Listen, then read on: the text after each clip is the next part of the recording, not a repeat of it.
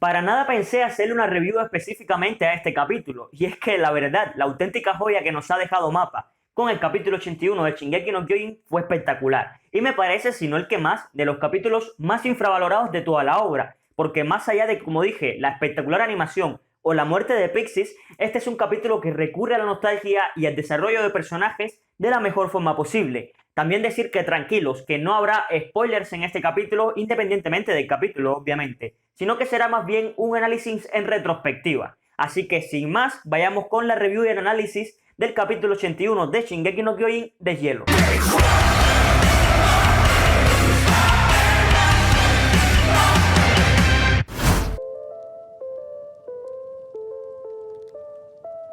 El capítulo comienza poniéndonos en situación con respecto a todo lo ocurrido, ya que tras Eren conectar por wifi a todos los eldianos y dar su discurso, viene el momento en que estos vuelven y se dan cuenta que su vida corre peligro con el retumbar a la vuelta de la esquina. Tras ello volvemos a Paradis, otra vez donde Gaby y Reiner buscan a Falco y vemos como este comenta que él no puede haberse movido por su cuenta tras los efectos secundarios de la primera transformación en titán, que tiene que haber sido Jin y Connie los que se lo llevaron, y tras esto cae al suelo y vemos que está herido. Gaby le pregunta que si es su falta de fuerzas y este responde que es por el hecho de que se deshiciera su armadura, lo que hizo que recibiera un impacto directo de los escombros. Pero ¿por qué tarda tanto en sanar? Si bien no tiene mucha fuerza al sanarse, no debería suponer tantos problemas, y es que el diálogo de Reiner nos da la respuesta, al decir que no pudo detenerlo y que Eren destruiría el mundo. Estaba admitiendo su derrota y perdiendo la motivación que lo hizo volver a Paradis. De esta forma, Reiner había vuelto a perder la voluntad. Esto se reitera más tras en la conversación que continúa en esa casa, donde Reiner le confirma a Gaby que todos sus seres queridos morirán y que no hay nada que pueda hacer para detener a Eren y que la única solución posible es huir. De esta forma llega otro momentazo del mejor personaje femenino de Shingeki no Kyojin y nos establece ese paralelismo con Eren del luchar, y como esta también se recoge el pelo y se mira al espejo con esa mirada de determinación, donde plantea que no piensa rendirse, no al menos hasta mínimamente encontrar a Falco. Aquí llega un momento súper importante en el que Isayama nos hace entrar en conflicto a nosotros como espectadores a través de los personajes, pues comienza con Jin planteando que si se acabó, a pesar de que nunca imaginaría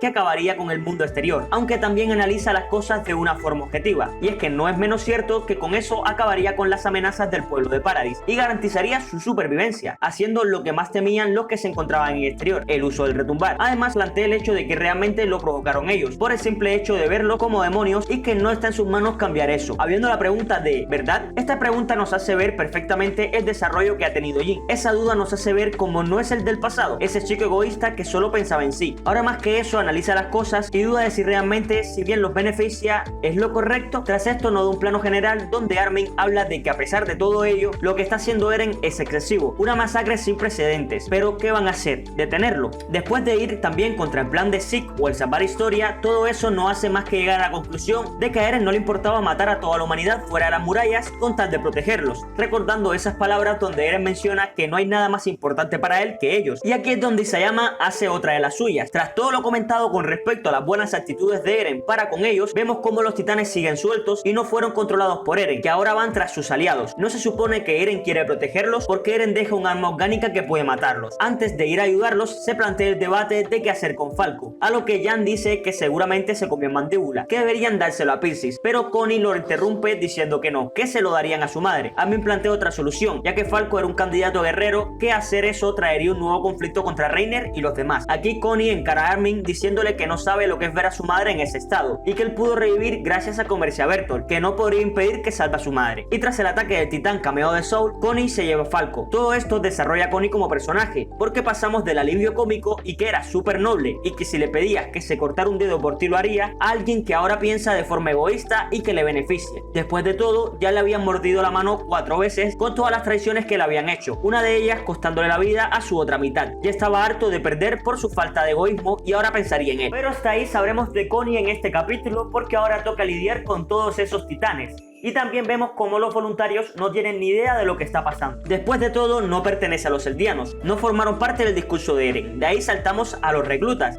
que en la pasada temporada mencionaron que ya no era necesario saber luchar contra titanes, que eso ya era época pasada, y ahora están bajo ese peligro de la supuesta época pasada. De aquí pasamos a un momento infravaloradísimo, y es el cómo Neil persigue a la familia Blows, pues tras Kai a darse de lleno con esa puerta rota, Neil va directo a por ella, y eso fue algo brillante de Isayama, pues a pesar de otras temporadas donde al no saber el origen de los titanes no nos importaba sus acciones o el matarlos, ahora que se sabe de dónde provienen y cómo afectó a personajes queridos para nosotros, en el caso de Nate vemos cómo afecta la deshumanización que supone el volverse un titán puro, como un titán que valoraba a su familia y a sus hijos, sí, este rectorete de Shingeki no Kyojin, hasta tan punto que liberó a Falco porque como padre entiende de que este no debería estar ahí, persigue no solo a una familia, sino intenta comerse a una niña, algo que es todo contrario a Nate como personaje y duele verle en ese estado. Ante esto, la historia se repite, Kai estaría cerca de ser comida de nuevo, y por ello solo puede pedir ayuda a la persona que una vez la salvó, pero que esta vez no está, ya que la perdió en la guerra. Sin embargo, sí está la persona que justamente asesinó a su hermana y sería la que le salvaría, viendo con esta acción el reflejo de Sasha en ella. Posterior a esto, cuando los soldados se preguntan lo sucedido, Kai es recíproca con la acción y le protege, diciendo que es parte de su familia, y Nicolo dice ser él, ya que es un prisionero de guerra. De esta forma llega una conversación que ciertamente me duele un montón tras pensar el contexto, pues ver que dos niñas de 12 años hablan de conceptos como el matarte o el salvarte es realmente devastador. Dos chicas que deberían de estar disfrutando de su infancia están envueltas en un conflicto bélico, cosas como el que Kaya le diga que al intentar matarla se convirtió en un demonio y que Gaby admita sus egoístas motivaciones y no pensar en la importancia que suponía el matar a alguien por el simple hecho de reconocimiento, influenciado también, recuerden, por sus propios padres que halagaban el que su propia hija arriesgara su vida con una bomba en el pie, donde en un 40% podía recibir un balazo en la cabeza, es desgarrador y justamente por eso interviene Nicolo y da un diálogo que resume a la obra. Shingeki es una obra sin buenos o malos, simplemente personas en las que habita un demonio y que muchos no son capaces de controlarlos, y hasta cosas como el amor puede llevarte a atacar a dos niños que solo defendían un ideal falso y manipulativo al que él mismo fue sometido, y que la solución, a diferencia de la que planteó el señor Blows en su momento, no era mantenerse en el bosque y esconderlo, sino enfrentarse a ese bosque y lograr salir de él, por muy complicado que parezca. Todo ello con un plano contrapicado que lo mostraba alrededor de casas, pero que en la cima se veía el cielo, aunque manchado de ese color que denotaba el infierno en que estaban, seguía siendo el cielo. Y tras esto comienza lo mejor del capítulo, la magia, la perfección, el arte.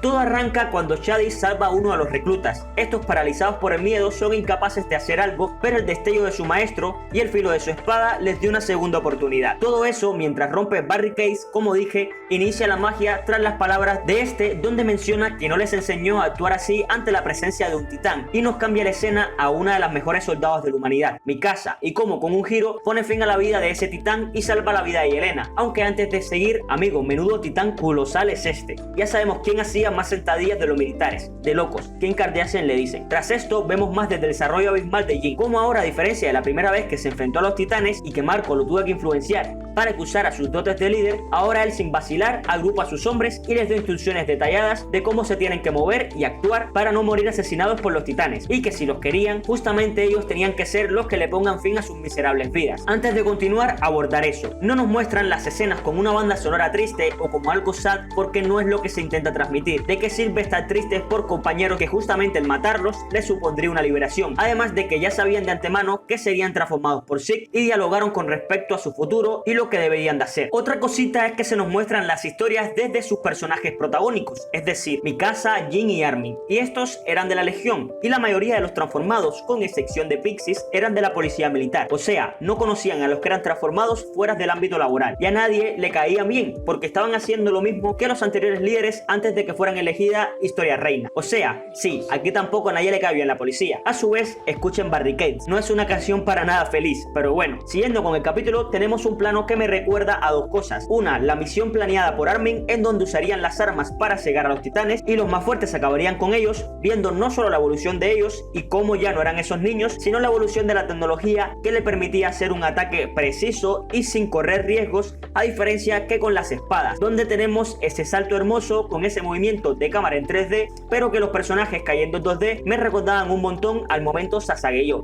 y ver cómo esos días de matar titanes vuelven, pero no como antes, ya que ahora matar titanes era una tarea ciertamente fácil, y como lanzan las lanzas relámpagos justo cuando comienza la voz del vocalista y la orden de Jin, haciendo que se me erice el vello y ver que esos personajes que me han acompañado durante 8 años de mi vida ya no son unos niños, sino unos veteranos, y son liderados por el que menos quería aceptar el rol de líder, y acababan con esos titanes de forma simultánea, y como ahora los reclutas, más que ser meros peones y que sobrevivan los más altos, se podían permitir el set de ayuda vida y a su vez sobrevivir, pero siempre guiados por esa figura que no solo representa la vieja era, sino la encamina de la mejor forma posible a ser los mejores soldados, siendo incluso Shadis el Levi de esta nueva generación de reclutas, con un plano súper similar a cuando Levi salvó a Mikasa, Armin y Eren. Además, irónicamente, hasta Isayama justificó que los soldados de la 104 fueran tan buenos y que hayan sobrevivido una gran cantidad, porque sí, obvio porque son los protas, pero Shadis fue un líder de la legión y que sobrevivió. Sin Ackerman, sin titanes, sin lanzas relámpagos, no había una opción a instructor mejor que él. Este tipo ciertamente era un genio de su generación también, y aunque él se viera como un fracasado, no solo sigue guiando a las futuras generaciones, sino que creó a lo que hoy en día tomarían las riendas, pero aún así no era su hora, dejando de ser ese espectador que tanto lo resignaba y le hacía pensar en sus fracasos. Iba ahora a la cabeza, él les indica el camino a esos reclutas con esa secuencia de animación a lo Weird Studio que solo puede apelar muchísimo más a la nostalgia, junto con el coro de Barricades